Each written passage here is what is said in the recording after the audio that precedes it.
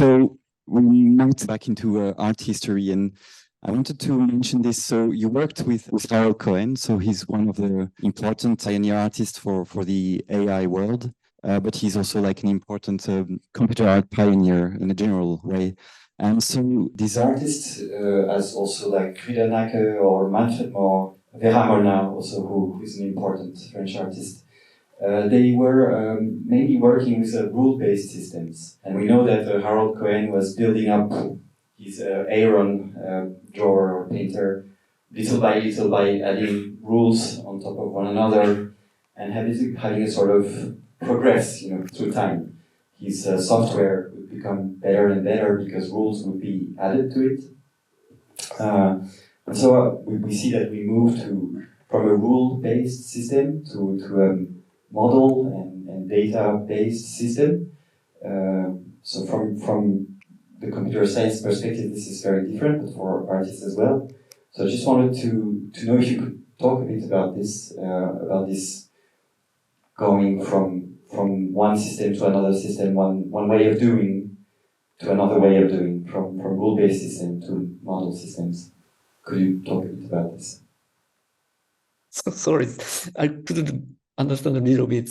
You talk about how different Harold's the system of Harold's and the current system.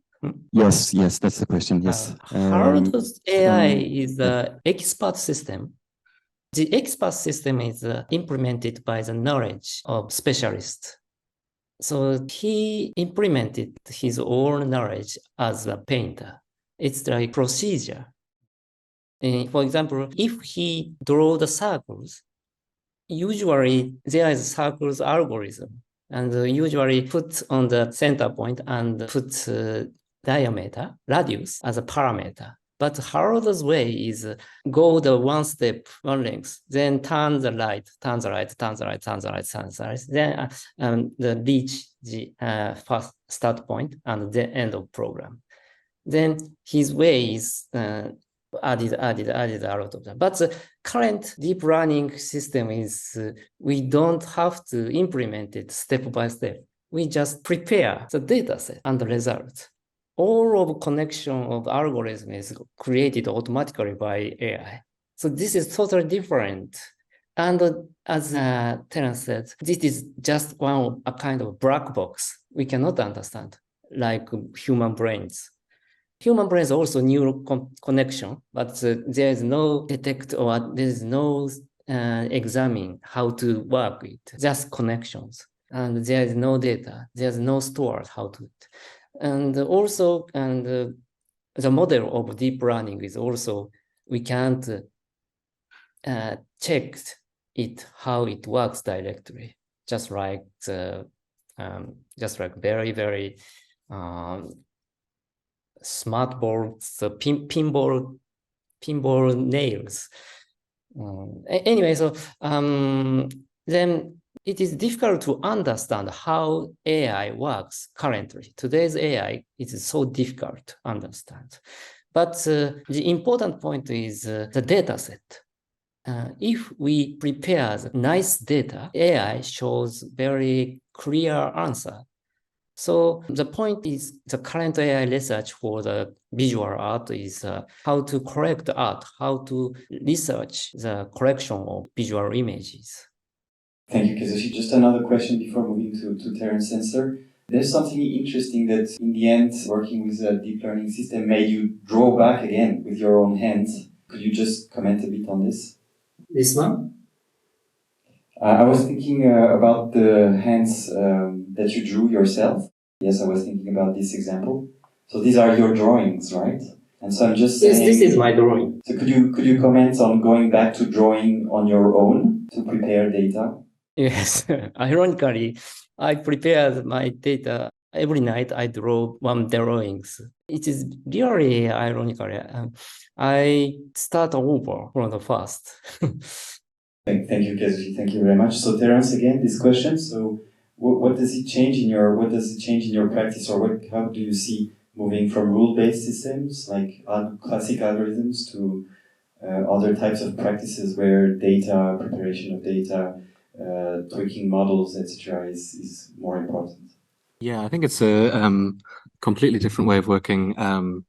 So I just want to echo what Kazushi is saying. So I teach at University of London at an institute called the Creative Computing Institute.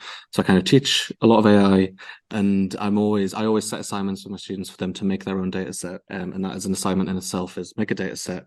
Then you can use it for training, you can use it in your projects, but I'm very strongly encourage students to sort of go through that process. I think there's a real sort of skill to it, almost like a craft skill in terms of making these data sets.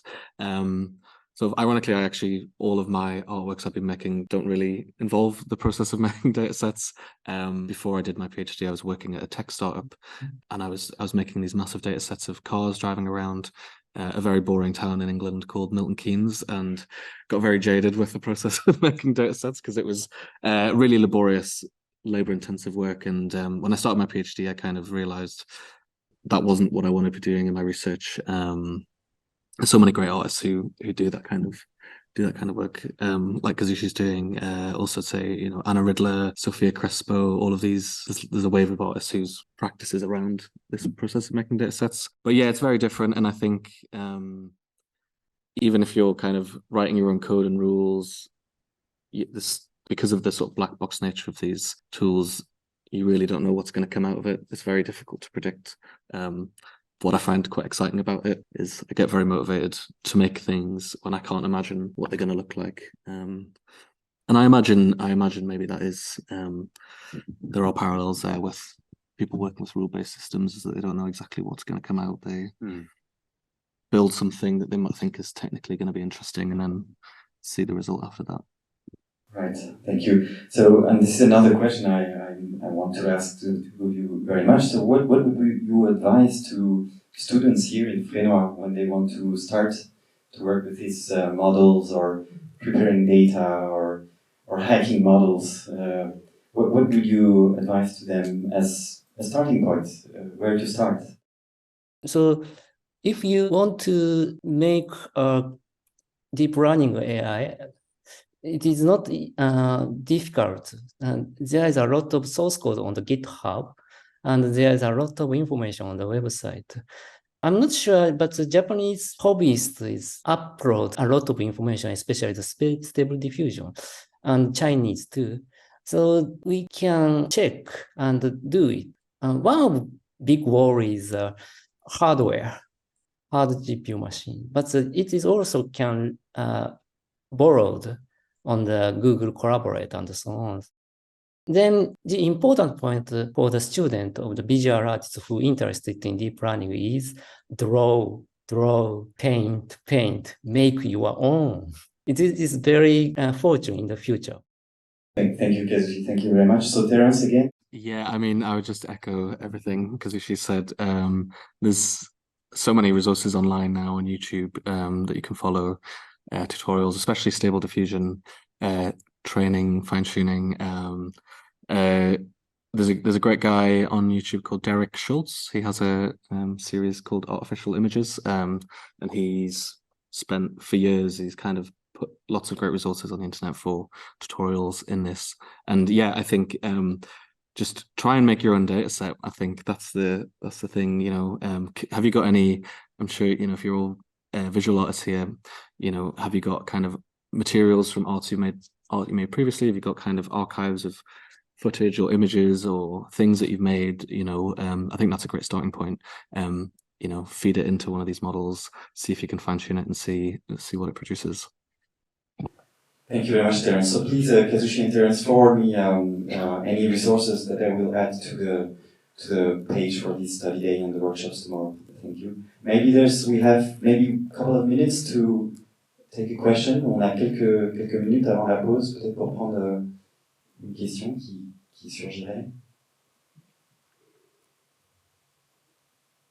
Okay, I think we can close it here. We will have a break. We need some coffee perhaps, or some water.